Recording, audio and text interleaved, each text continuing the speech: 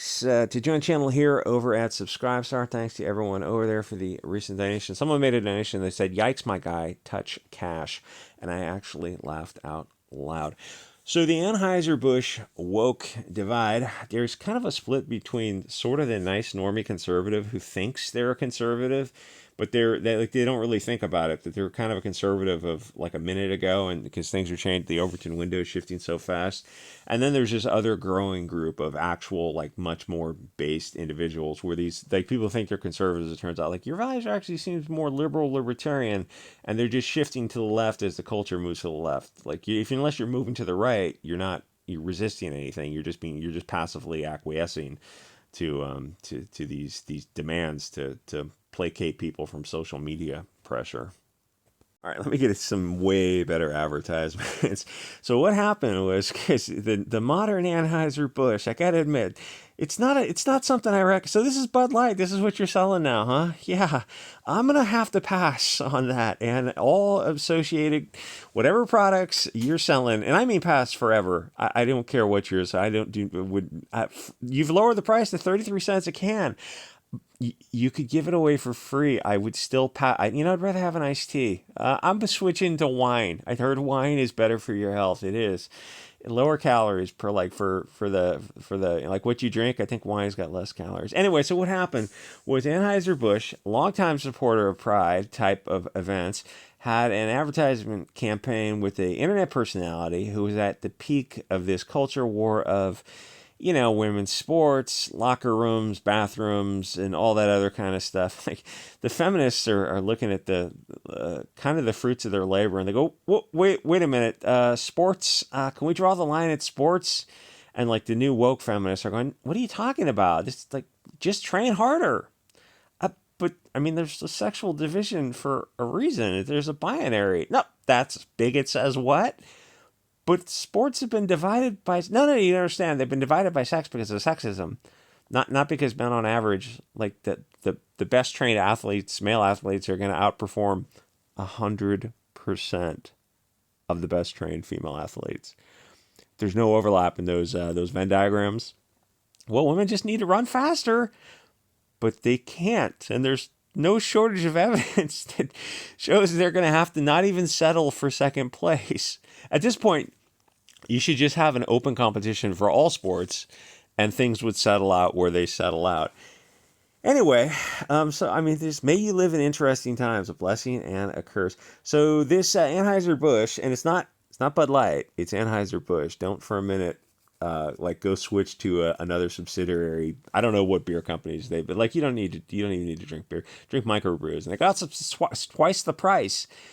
Let's keep it 100 here. You probably need to drink half as much, looking at that waistline. Like that beer all has calories. It doesn't matter if it's light. Oh, light beer, 150 calories, and the ale's like 200 calories. Yeah, that's either one's a whole lot of calories. Probably time to consider drinking less of those liquid calories. So this advertisement campaign with that internet celebrity, who, credit to them for making themselves something out of nothing more than an insane narcissist belief in themselves. That's interesting to watch, and it's like the Kardashian effect, where you can just create something out of nothing. You're seeing that in many other industries, some of the medical industries, perhaps you watch them over the past 20 years. Anyway, it was exactly the wrong timing for the company, because they didn't seem to have their finger on the pulse. The woman who was in charge of that is going, oh yeah, we want to get away from the frat boy culture. It's like, so is that 90% of the people who buy your beer? Yeah, that's right. We're going to alienate that 90%. And then what's the next step? Oh, they're going to be replaced with the BLT community. But that's like 1% of the population. The math doesn't work out there. Bigot says what? Oh, hey, they said they fired her. I think they just reshuffled her. Like, people don't get fired for doing what the company wants, not usually. And Anheuser-Busch is not backing down on this. They've issued some very tepid statements that say nothing. They're not. This is what they are. Like, this is, at some point you just got to go, oh, this is Anheuser-Busch. Time to cut ties with them.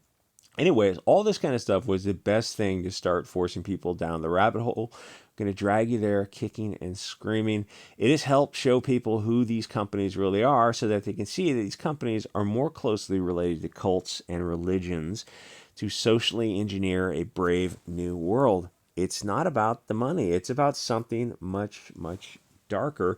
Eventually, people are going to look at Anheuser-Busch and Pride and just come to a different conclusion that their values are different and they can't in good consciousness support companies that seem to follow this left-hand path away from the right-hand path of family, tribe, nation, tradition, order, and structure. It's like you look at what the left is pushing for now and you're like, so what's your dream world going to look like and how's it all going to work? Because it seems to run on like rainbow powered unicorn farts, and none of it seems to work because in the real world, when you get a bunch of these people together, you end up with the Chaz, and like, or as you've seen the experiment in Bolshevism carried out, people going like all the way hung. How much weight did they lose? Oh, as individuals, they lost all the weight. So what's happening to many normies, sort of conservatives, is that they're realizing that the slippery slope is absolutely real. They can't just support a little bit of something when that something is tied to an anchor that's already been pushed overboard and the rope is running past them and their ankle is hooked into a loop and they're looking at this thing going overboard and they go, maybe somebody should cut the rope, cut them loose. Bigot says what? You can't possibly cut that anchor loose. And like, I mean, you can do anything you want if you really want to do it. So these middle of the road people who are starting to awaken and wishing things would go back to the 90s. And then there's like further groups, the base Chad Friends, who the FBI/ADL says those are all extremist hot words, but they never provide any evidence. Or they provide like one little example over 20 years of one weirdo. And you go, there's no shortage of bad actors on Facebook Live, and they're not the kind of people who say base Chad friend. So they're trying to explain that you can't support just a little bit of poison.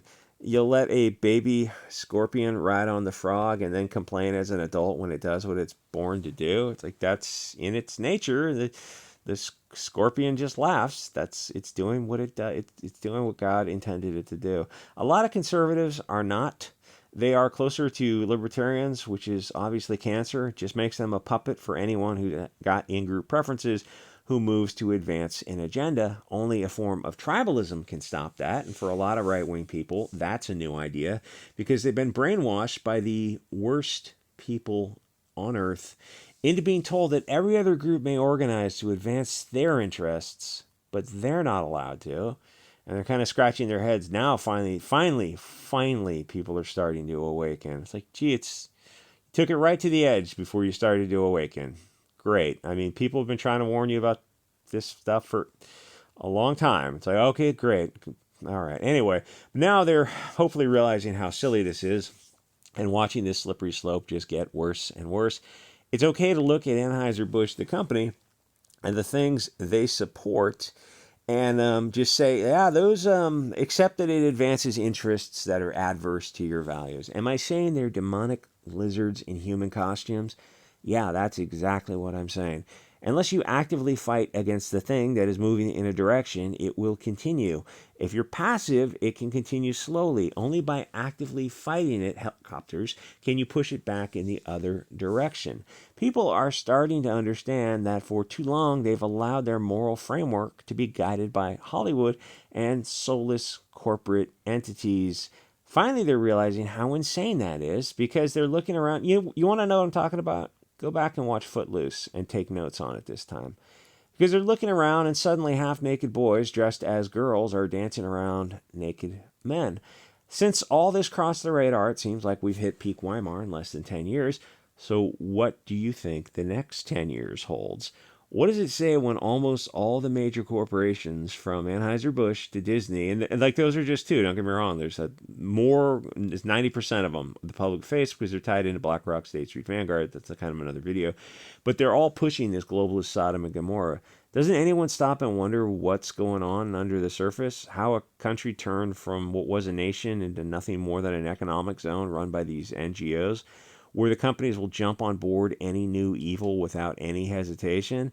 Anyone want to look at the investor groups that own large shares of these corporations? Maybe take a closer look at Think, at BlackRock, and those other financial groups, the institutional investors for mutual funds and all that. Are people really not curious about the people behind the curtains? Is the brainwashing that strong to make you what's the saying? If you're scared of the dark, eventually you'll be scared of the afternoon. It's like it's slow, incremental brainwashing propaganda to make you shy away from asking questions. Like, yeah, we're doing the Lord's work, and some of you have been donating on Subscribestar, thanks to that, on Odyssey and BitChute and Gab, and even on Twitter now with Elon, to try to move that window to the right. To say, oh wait, we need to start shining lights on these things and start asking uncomfortable questions. Everything should be on the table. Anyway, a lot of people just kind of trust the plan. They just kind of go along to get along. It's like, yeah, that's going to lead you to that's going to lead to a lot of where we are right now. Anyway, so to all the people who want to go back to the Swedish bikini team commercial type of thing in the 80s because those weren't woke, those were also globalist propaganda. It was just a different phase of it. Think about the message, and this is going to sound feminist, but if you listen to me, you know I'm not exactly, but it's actually very nationalist. Bikini girls are sending the wrong message also. If your goals are wives and mothers, not silicone enhanced models as this honey pot ideal, it's telling guys that this is the ideal girl, a perfect, hairless model, silicone enhanced. Those commercials were absolutely as evil and subversive as these new commercials. It's just, it slipped past you because it's something you enjoy, pretty girls, and your brain kind of turns off because the blood goes south. When the goal is to build a nation founded on families and tribalism, though, at the time, like your girlfriends, I remember girlfriends trying to tell me like what was going on about like the pretty girl distraction model, even when they themselves were beautiful girls, but they were, like they were able to point it out because they just didn't have that kind of, stimulus response.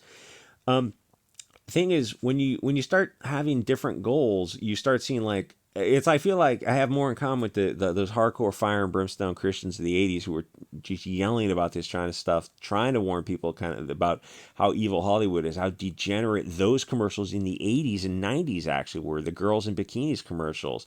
That's every bit as evil as the recent type of stuff you're seeing. It's like, yes, the feminists can, or like, I don't know, blind pigs looking for truffles or something. I don't know where that phrase is. But women are they were just portrayed as just silicon receptacles for male enjoyment back then.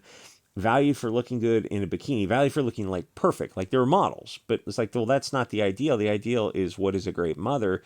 The feminists can sometimes be right, but they're always if when they're right for the wrong reason. And feminism has done a 180-degree shift over the years. I've done videos on that for Odyssey. I mean, the easiest people in the world to subvert were the feminists.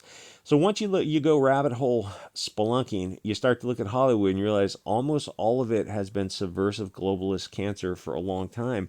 Those memories you have of those fun, Dirty Harry type of movies or whatever from the 80s, go back and rewatch them with a piece of paper and a pencil and start taking notes about how people are portrayed and what they look like and what the groups are. Just start taking notes. Start describing what you see. And you go, wait, is this in accord with reality?